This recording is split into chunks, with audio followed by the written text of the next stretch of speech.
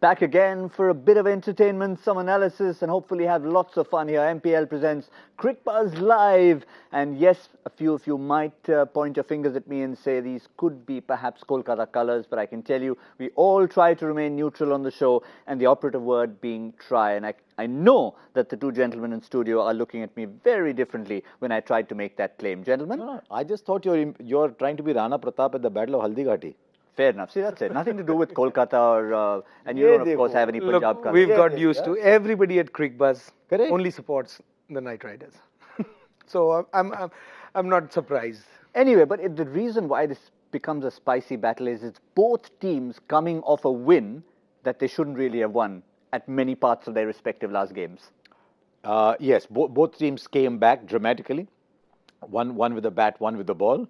One team has gone in with the same with the same team, which is Kolkata. They're very happy. They're settled. I don't think you'll see too many changes with Kolkata anyway, because they're a team of 11, and then they've got to make do with whoever's in the reserves. Punjab are the interesting ones with all the changes. I think they've gone horses for courses on this track with Hardus Viljoen, who's South African. They probably think he'll hit the deck. He bats a little bit. David Miller again, maybe because of the kind of surface it is. And taking a punt on Varun Chakravarti. You can't have that much money sitting on the dugout. Yes, a lot of big talking point when it came to the auction. I mean, you know, the big players from around the world attract the big bucks. But when it came to someone who hasn't been seen, just one first-class game, handful of list A games, and he was thrust in to the auction, Varun Chakravarti, a mystery bowler from the Tamil Nadu Premier League. So it'll be interesting to keep an eye on him more than anybody else. I'm looking forward to, seeing him, and I think we were talking about it because it could be something that they want to bring in, because when you play against the Kolkata team, Andre Russell is the man that you actually worry about. And what is the option that you have? He's very good against the seamers. He has no problems against, regular spinners. So I think that's probably one of the reasons that Chakravarti's been brought in. Yeah. And I'm looking forward because I believe he's got some 7 variations. Yeah. I asked somebody actually, I said, is it difficult to pick, or does he just bowl 7 different balls? Because if you're bowling 7 different balls, it doesn't matter if you can read them. Yeah. I mean, if he's bowling this and this and this and this, if you can read it, it's not a mystery. So I'm really looking forward to seeing whether there's an element of disguise in the delivery. And as and when he plays in tandem with Mujibur Rahman, that means you've got could have mystery at both ends. Yeah, because then the batsman would really struggle. Because normally what happens if you have a mystery bowler or one attacking bowler, what we've seen in the IPL, say Rabada in case yesterday, if you don't have a bowler at the other end who's as effective or as mysterious, then the pressure builds much more. But if you put them both together, then that would be a nightmare for the batsman, because you don't have much time to look at some bowlers and take your time and settle in. The other day I saw Mujib. I had a lot of time before the game in Jaipur, so I was just see what people are doing. And I learned a couple of interesting things over there. But I was watching Mujib bowl and I realized how fast he bowls. He's letting it go quickly, and there's so much variation in length depending on which ball he's bowling. I think most of these guys that I've seen, I include Rashid in there, and he's been successful around the world. You don't see the ball actually deviating so much. With Rashid, yes, he bowls that googly that turns, but I am yet to see a ball that actually goes away. So with Chakravarti, I don't know. So it's the length that they're wearing, and unlike, in olden days when you thought of a spinner, you would worry about, the deviation of the ball, not the length changing so much. So it's something that the batsmen in modern day cricket are not probably figuring out or playing it differently. But the bowlers who troubled you were people who could, turn it both ways. In this case, so if Chakravarti can bowl 6 different balls, what it means is almost like Andrew Tye. Andrew Tye was not a great swing bowler, but he had different slower ones. But all those are variations in pace, not variations sideways. So it's all variation in pace and in length that I'm seeing, not in the direction the ball's going.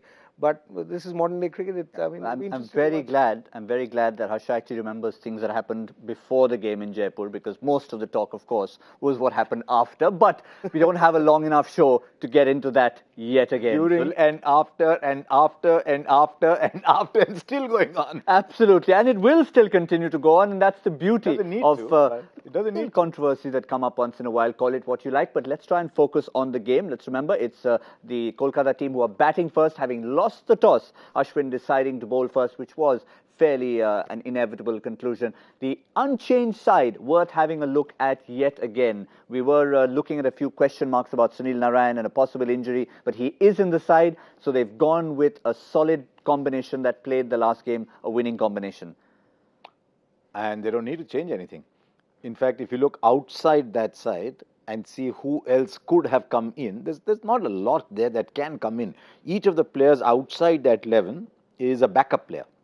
So Rinku Singh is a backup player there, should something happen to any of the top 7 batsmen. So similarly, they've got these backup players. If something happens to Prasidh Krishna, they've got Sandeep Warrior, he's a backup player. So you've got Joe Denley as a backup player. Joe Denley is a backup, perhaps either of the two openers. Chris Lynn. Yeah. But the other interesting factor will be Sunil Narine didn't open in the last game. I don't know if it was because of injury or they've given up on him as an opener. I think it was because of injury the other day, and Joy was here with us yesterday, and I asked him, nobody knows that team better than him, and I said, because Nitish Rana had success, you won that game. Otherwise, it was, we'd heard that Gill is going to bat up the order. Rana would probably bat at 6 and 7, and just because of the injury, who had him open that innings. Now that they've had success, would they stick with it? And Joy feels that no, they'll go back to Sunil Narine because that's how KKR plays, and you can see those signs. They've stuck to the same side, they won a game. They like to keep things simple and back whatever they believe in. I don't think they go by results every game. They don't worry about, of course they worry when they lose or if they have a bad game. But if they believe in a player, I think they stick by it, and they had great success. I've got a question for you, because you pick teams and you led teams as well.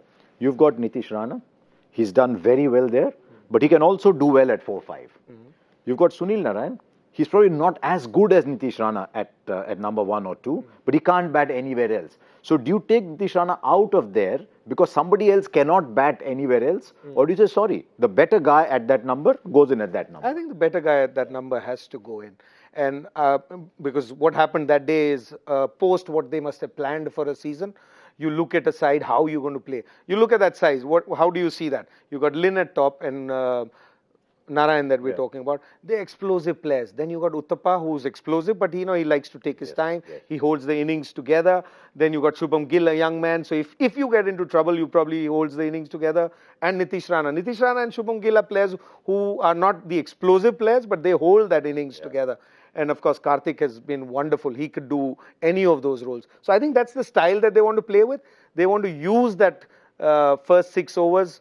And they've had great success last year, so why would they change from that? I'm going to throw a follow-up question at you before we look at some numbers for Sunil Narine against a side he loves playing against, Kings 11 Punjab. To follow up Harsha's question, does the situation of the game, as in batting first or chasing a big total, affect your decision whether to send him in or not if you were a captain? For a player like Sunil Narine, I don't think it affects, because I don't think he plays any differently. What I've seen in the last 3-4 years, whether the total is 120 or 180 or 200, he has his own pace. He goes about doing his business the same way. If you have a player, who can I think of, say, MS Dhoni is a different, but probably not the right example. A player who can adapt or play differently, yes, then as a captain or as a coach, you must use them differently.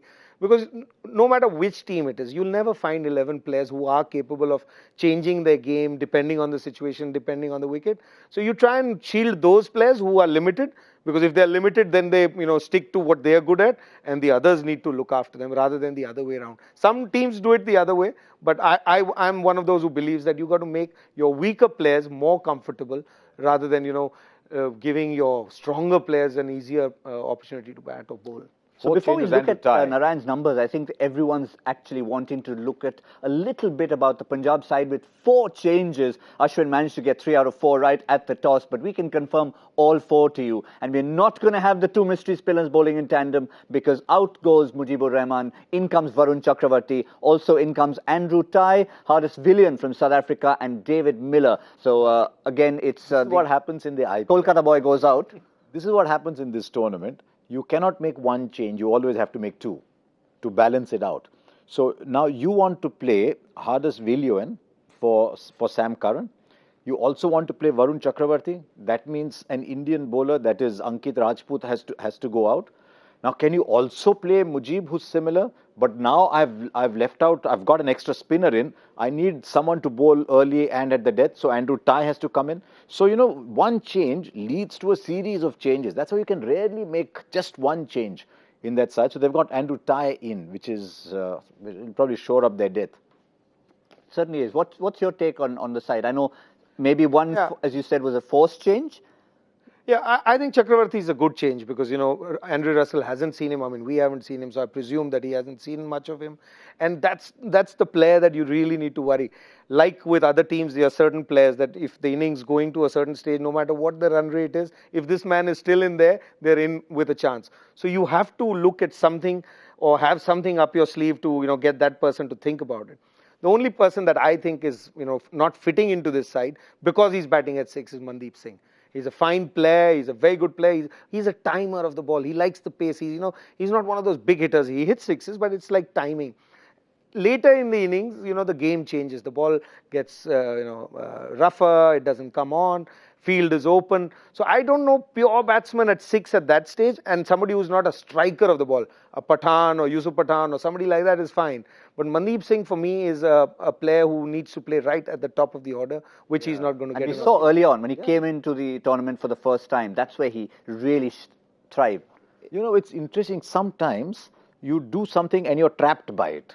Whether you like to do it or no is separate, but you've done it once, so you get trapped by it. He finished a couple of games really well for RCB.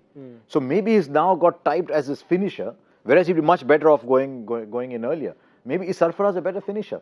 Would you want Mandeep at 4 and Sarfaraz at 6? I'm saying I think they're both similar kind of players. Even with Sarfaraz, I mean, he did hit that 6 off the last ball. But even the years that he had success and last couple of years, you haven't seen him. But I've seen enough of him as a kid growing up. He's also one of those players. Sorry? Has he grown up? Because he's been playing since he was about 11 or 12. He still looks 11. Yeah, and grown up means in the cricketing terms, I guess, because he's what, 18 now? Or is he? It doesn't matter. It doesn't matter. Whatever the number is. So he's also that kind of player who actually uses angles better. He's not one who's a hard-hitting player. He actually bamboozles the opposition to try different things. So when he walks in, it's not simple game again. Just because you feel this fellow can't do certain things and he does this and he does that, the opposition try and start doing things which they shouldn't be. So they're similar players. You mentioned that because the other day he took off Unatkat after 1 over. He doesn't have the pace. He brought Dhaval Kulkarni in and had a third man almost at deep first slip. Yeah. And because Kulkarni was bowling 130 and not 145, he had the time to move it and play it to 45 degrees rather than where the fielder was. But what that does is, I'm saying as an opposition captain, when anybody walks in, I feel even with Andre Russell walking in, the first couple of balls, your thought has to get him out because the guy's just walked out. Correct. He could be the greatest player in the world. But so if a player like, Sarfaraz, I think that's what he adds. What he will do, we'll see in the end of the tournament. But as soon as he walks in, the opposition captain and the team is starting to change their strategies. So if you can get the opposition to start thinking or change their strategy, half your battle is won there. And he may not be grown up in terms of age, but he's too sharp, he's too smart, he may not have the skills to run. Here he doesn't have to worry because there's no Virat Kohli at the other end. I think at RCB he had a problem that the pressure was of his own captain, or if he was running with him. Yeah, he was in comfort zone. Gale at the other end is enjoying it. He's a good old-fashioned biryani. And Gale loves him. Gale, anytime you ask Gale about his favourite player nowadays, everywhere, he's only talking about little Sarfaraz. He's a good old-fashioned biryani batsman. You can see it round. Yeah. But it doesn't matter. Eventually, you've got to have runs versus balls in the scorecard. He's delivered in the first game. He does. Well, we know that Karthik is going in with the same Kolkata side. Ashwin has got 4 changes for the Punjab side. What about you? You need to be able to pick your sides as well. Get to mpl.live/superteam and download the MPL Pro app, and you can use your skills to win big because you need to pick the right kind of players for today, and there's some superstars to choose from as well as maybe a newcomer like Varun Chakravarti. So the right balance between getting those big Caribbean stars in and getting little Sarfaraz and little Varun Chakravarti in, I think will be the order of the day today to make the perfect super team. Maybe you like making teams, so fantasy league is your domain, right? You get up at 3 in the morning because you're worried about one fantasy league change you forgot to make, and so it's your domain. That is why I have such a good time on MPL Presents Cricbuzz Live, because Cricbuzz comes second, MPL comes first for me. I'm thinking teams all the time, with all due apologies and respect to Cricbuzz, but that's the beautiful part. I've never been on a program where on the channel the presenter is on. He says, with due apologies to the channel that I'm on. Yeah, because we were talking fantasy and we've got to talk about that because you've got to make your super team. And of course, we've got our own predictions. We'll tell you more about that as well. But we did refer to Sunil Narine. We might see him come into bat very shortly if they change their batting order. But one thing's for sure. If the Kolkata boys have had a look at Sunil Narine's figures against Kings 11 Punjab, and I'm sure they have, they will be making sure he goes into bat first and bats for 20 overs. Because if you have a look at what he's done against them in particular, with ball and bat, 5 for 19 is only his second game. That was against Punjab. First Kolkata bowler to take a hat-trick. And then, of course, if you have a look at the big innings he scored, right at the bottom there, his highest T20 score, 75 of just 36 balls for Kolkata against Punjab, opening for the first time. Doesn't need to bat 20 overs. If he bats 6, that's good enough. They've got so much batting. He bats 6, that's good enough. Doesn't need to bat 20. But it's one thing about, when you look at A playing against B, sometimes it just seems to have an opposition that you like. It needn't necessarily be the bowlers, but it just seems to be... Yeah, normally you'd think that, you'd think the bowlers or the condition or something like that. The only thing that I can think of, and I was just thinking when I saw that, maybe this team, the Punjab team, has had many different coaches. And Sunil Narine, the player, from day one, that you're top of that list that you see, he started with that bowling. And even when he was bowling, he was one of those impactful players. And all these coaches these days have strategies and execution, and they come up with these plans. Maybe they always put too much pressure on their players, saying, look, this is the guy in the opposition, don't worry about him or worry about him, and we'll sort everything out at the other end. And Narine is not one of those. I mean, he's one of those bowlers that if you don't get after him, he won't give you many singles. So with that bowling, and same could be with batting, because the players have changed over the years, as you said. But the coaches, I think that is the only common thing that I see. The new coaches all have not figured out what to do with Sunil Narine. They've always been defensive. He's an interesting bowler because if you don't go after him, he doesn't get you out either. No, he doesn't. I mean, you have to go after him. It can work either way. If you go after him, he'll get you out too. So I'm saying he's another one. Earlier he used to turn that ball, but now you don't see that turn. Yeah, so it is actually variation of pace that it is. And if you try and go across, that's when the pace bothers you. You try and cut something. But if you go down the wicket, he shouldn't be bothering you. And I think that's how people are playing him now. No. But it's his batting now that people are worrying, not his bowling as much. Yeah, sometimes if you try and read too much into the opposition, it may not be something. But what you can read into is someone's love for a particular ground. So if you've got a record at a particular ground, we know Rohit Sharma has a great love for the Eden Gardens, but so does a man who will come out to bat later, Christopher Henry Gale. You chatted with him in the previous game. He's already had a great start to the tournament. But how about this record at the Eden Gardens? Yeah, and interestingly, not in the first 3 years that he was actually due to play, where whatever little he played for Kolkata. And then when he came out to play against Kolkata, he's just hitting. And today he wouldn't mind because this is not a track where the ball stops and comes. Kolkata now has good carry, good bounce, perfect for stand and deliver players like Chris Gale. Yeah. And of course, it's almost reinventing himself because there was 6 months ago, people were saying, is he even going to be at the World Cup? And of course, he said, yeah, I'll take my time. I'll play whichever game I feel like. And when he came into the series against England, they were saying, is he going to score a run? He scored a few. Yeah, he scored a few. Surprising. In fact, Viru was with us on the Hindi show. And he's the one who bought him at auction last year. And he said when we bought him, we thought it was only about marketing that we were looking at, get Chris Gale in. And then he got that 100. With Knight Riders, it could be that, they let him go. And that is something that stays in players' mind. Yeah. Kolkata team let him go. He played for him. He didn't have a great season, but that stays in your mind. When you go back, you want to remind them that, you shouldn't have let me go. I was worth a lot more or whatever. Story. It's an incredible story how they let him go because around that, I mean, they were going to let him go anyway, but nobody picked him up. He went unsold in the auction. So 8, 9, 10, 11. 2011 auction, he was unsold because there was a feeling that West Indies players won't be available. So he was sitting in a bar in Jamaica when he got the call saying, "Are you fit?" He said, "I'm fit."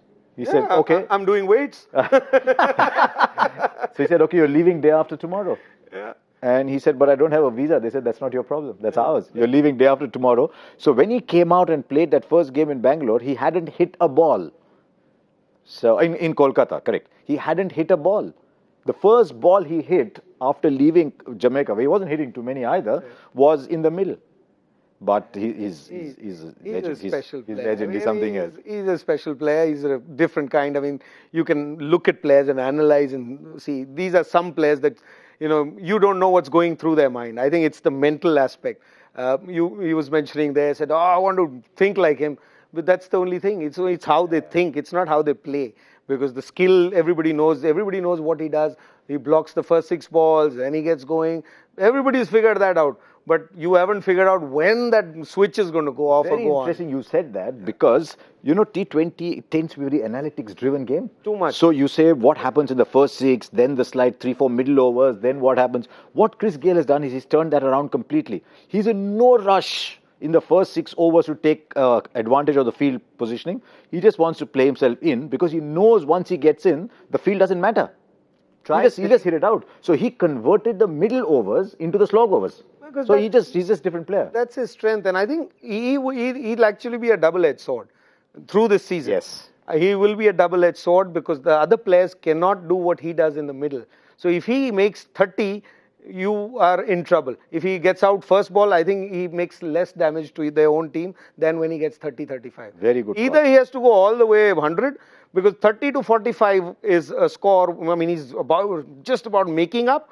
But the others can't make up from there on, and especially on maybe today would be an odd day.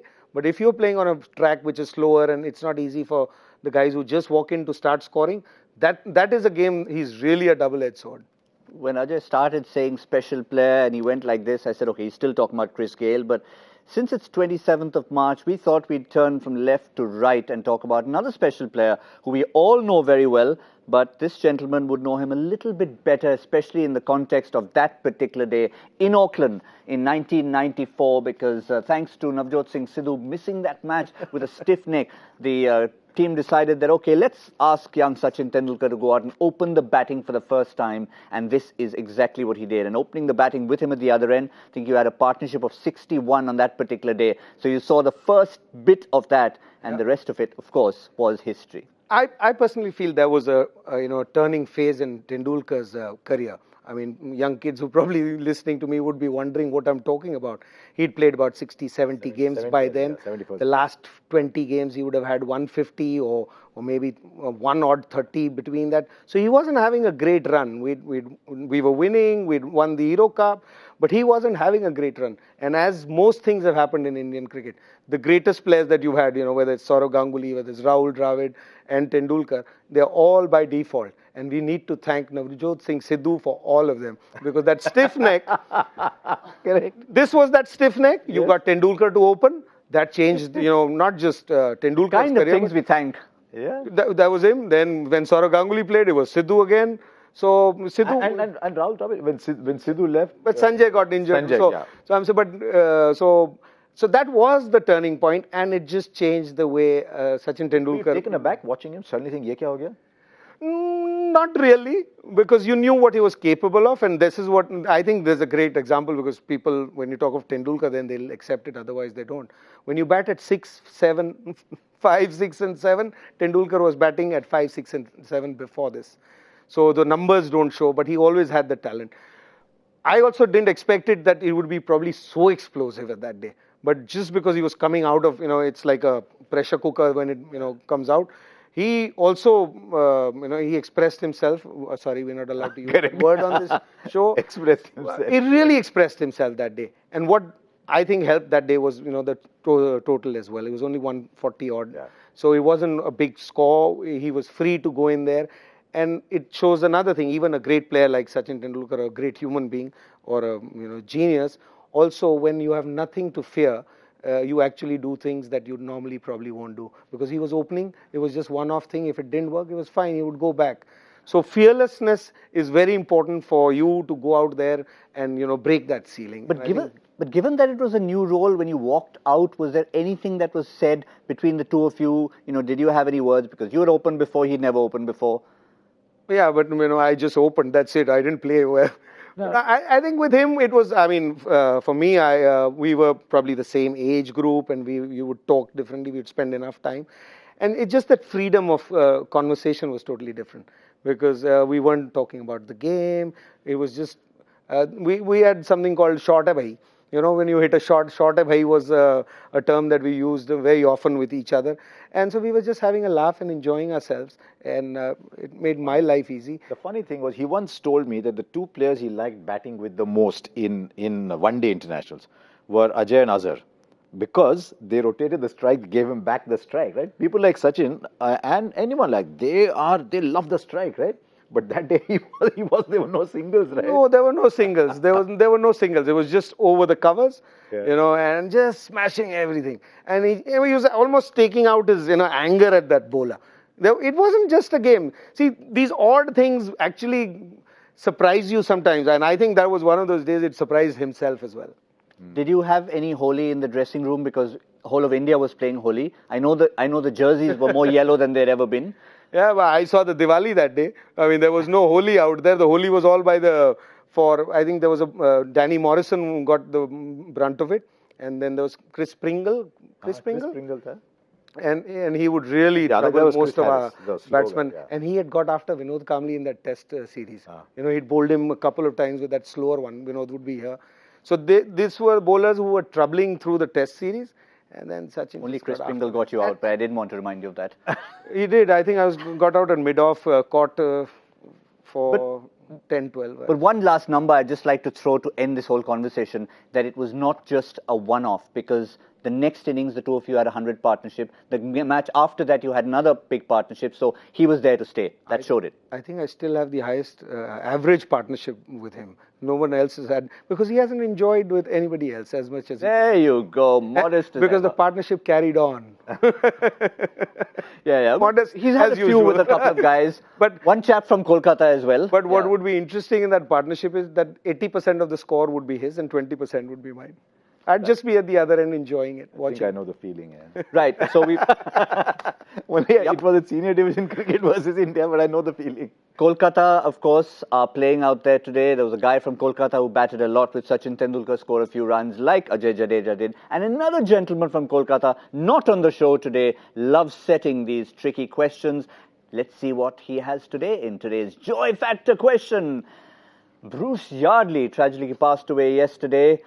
Hit the fastest 50 by an Australian in a test match in 1978, a record that stood for 38 years. But for what other reason is that particular 1978 match remembered? It was an interesting Australian team that played at that time with a lot of the players away in the Packer Why are you giving series. so many hints? Why are you giving all those hints? All right, I didn't say anything else. Because those guys come up with answers. So, sorry, you can go on. I interrupted you. I shouldn't have. Sorry. But go on. Give more hints. All right, of course, there's something very important that we have to do here, and that is we might have a bit of new furniture that comes in later on in the show. And that furniture only comes, it's called the MPL Super Couch, and it only belongs to the person amongst us three who can get closest to the right score. It's not just being close enough, you need to be plus minus 10 as far as that score is concerned. So, Ajay, is that more comfortable than these, the MPL Super Couch? I got to sit on it once. You get it right sometimes because I have the advantage of sitting here every day. I get it wrong 9 times out of 10. Once I got it right. So today, what are you going? All right. Oh, high scoring game. So what's it? Today is Thursday. 189. 189 for Kolkata batting first. 178. 178. I'm going to err slightly on the lower side, and I'm going to stick to 172. Okay, but Sunil Narine has opened the batting, not Nitish Rana.